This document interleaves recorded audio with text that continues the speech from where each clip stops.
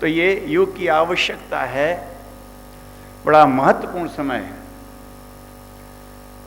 बहुत अच्छे काम हुए हैं, बड़े ज़बरदस्त काम हुए हैं। लोग आगे पीएचडी करेंगे, उस पर रिसर्च करेंगे, आश्चर्य की तरह देखेंगे इसी बात को। जैसे लोग ये देखते हैं कि रीछ बंदरों ने समुद्र पर पुल कैसे बना दिया। रीछ बंदर कोई पुल बनाने के एक्सपर्ट समझे जाते हैं, क्यों साहब? और कोई नदी नाले का पुल नहीं था, समुद्र का पुल था।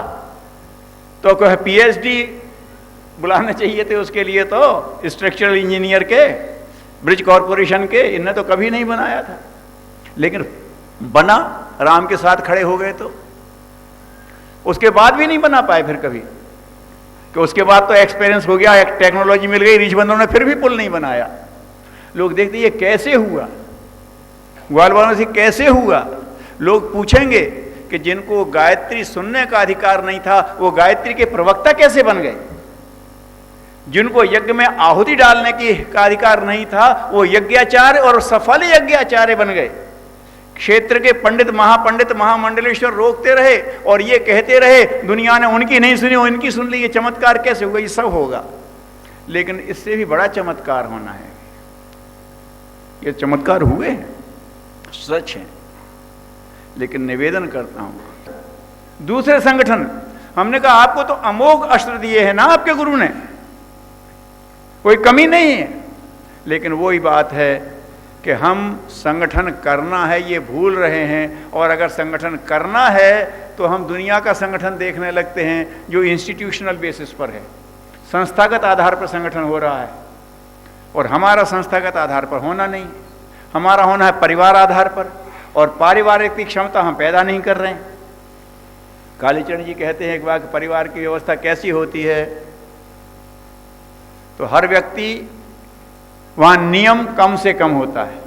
परिवार में बहुत नियम होते हैं, वकील साहब बैठे हैं, कोर्ट में नियम बहुत होते हैं। परिवार में कोई नियम नहीं, बहुत कम नियम, छोटे से नियम, वो सबको मालूम है। नियम कम से कम, काम अधिक से अधिक, हर कोई काम करता है पूरा परिवार के लिए, बाहर करे ना करे।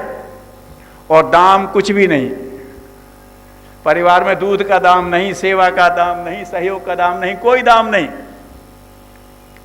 यह है परिवार के ढंग। और परिवार भाव क्या होता है?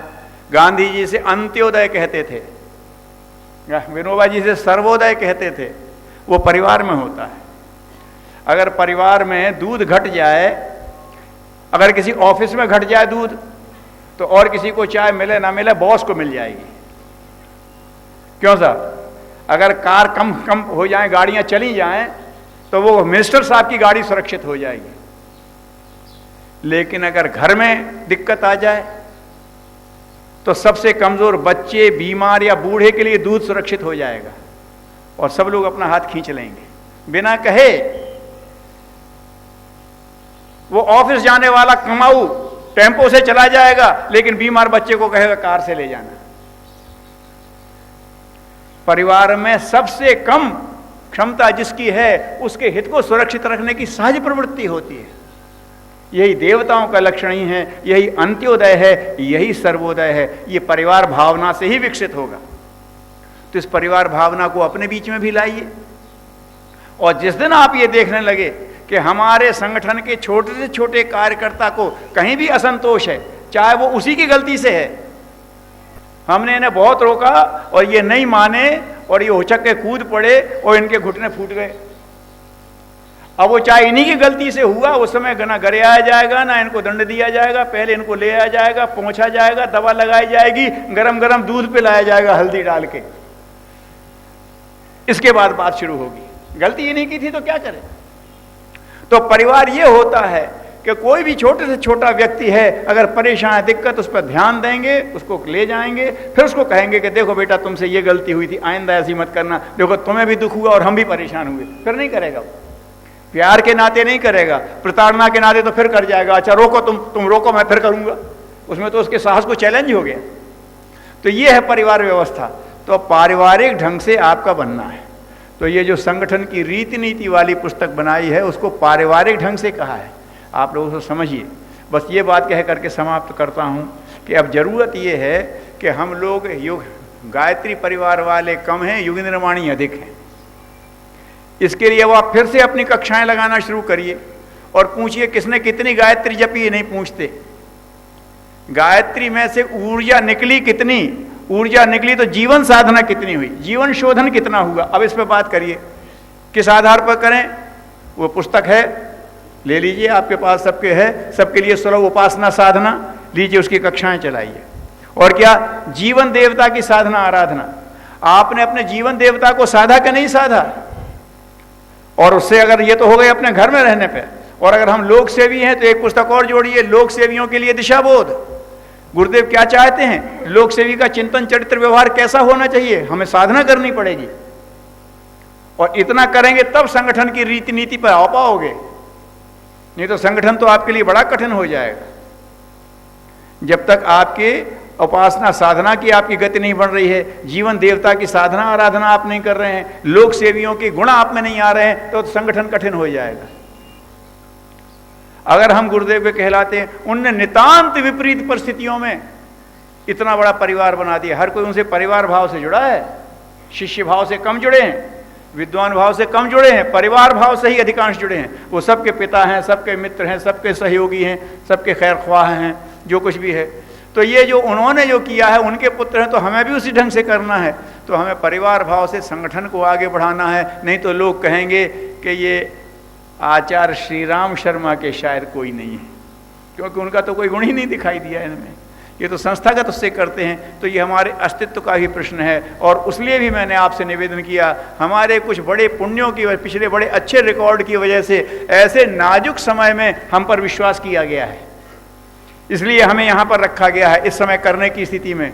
और अगर इस समय हम अप्रामाणिक सिद्ध हुए तो फिर हजारों वर्ष तक अपनी इस सीआर खराब होने की, जो हमारी कॉन्फिडेंशियल रिपोर्ट पर रिमार्क लग जाएगा कि ये समय पर गैर जिम्मेदार सिद्ध हुआ, फिर वो उसको संभालने में बहुत लंबा समय पड़ जाएगा। एक एडवर्स रिमार्क हो जाएगा तो बड़ी कठिनाई हो जाएगी। इसलिए हमारी साधना के लिए ये इज्जत का सवाल है, हमारे अस्तित्व के लिए इज्जत का सवाल है। गुरुदेव के कहलाने के नाते हमारा ये है।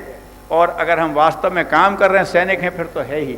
इसलिए साधना के आधार पर पारिवारिक दृष्टि से संगठन हमें इतना मजबूत करना है। फिर वही गुरुदेव की बात कि हर दरवाजा बराबर खटखटाते रहें, और जहां थोड़ा भी प्राण दिखे उसको किसी न किसी काम में लगा दें, आगे बढ़ा दें, अपनत्व से जोड़ दें। जैसा अभी डॉक्टर साहब कहते कि ग्राहक को पाठक बनाओ, पाठक को साधक बनाओ, साधक को समयदानी बनाओ, समयदानी को कार्यकर्ता बना करके निकाल दो, युगदूत बनाओ, आगे बढ़ाओ। जो प्रशंसक है उससे सहयोग लो, जो सहयोग दे उससे साधना कराओ, जो साधना करने लगे उसको एक छोटा सा काम सौंप दो।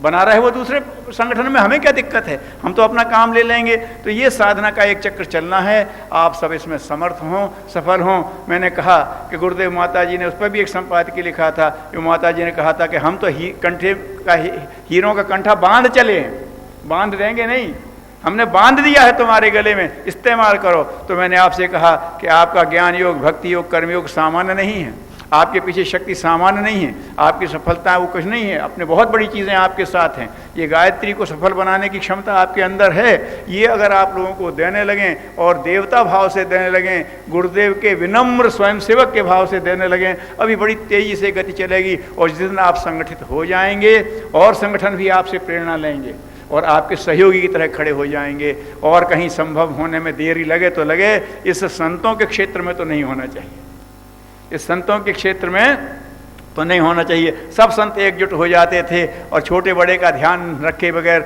सब एक दूसरे से सलाह लेते थे। वो आपको हमसे ज़्यादा मालूम है तो उसका उदाहरण नहीं देते हैं। बस ऐसी ही बात करके अभी बात समाप्त करते हैं। हम सब उसी क्रम पर चलें। संगच्छध्वम संवदध्वम संवो मनांस जानताम देवा भागम यथा पूर्वे संजाना ना उपारते। राम के समय में, कृष्ण के समय में, बुद्ध के समय में, जैन के समय में उनके देवत्व संपन्न सहयोगियों ने जैसा किया था, शायद उसमें हम भी रहे ही होंगे। तो ऐसे युग में भी देवा भागम यथा पूर्वे, जैसे पहले हुआ था वैसे ही हम सब मिल करके अपनी इस उपासना साधना में लग जाएं, हम सब सफल हों, इसी भाव से कहेंगे। अब इसके लिए क्या क्या आपको करना पड़ेगा स्थूल प्रक्रिया में, वो क्रमशः आपके सामने आता रहेगा। लेकिन आप अपने अंदर एक जीवंत संकल्प जरूर जगा लें कि अब हम एक आदर्श परिवारनिष्ठ संगठन के रूप में तो विकसित होकर के दिखा ही देंगे और उसके अनुरूप जिम्मेदारी जरूर संभाल लेंगे। ओम शांति।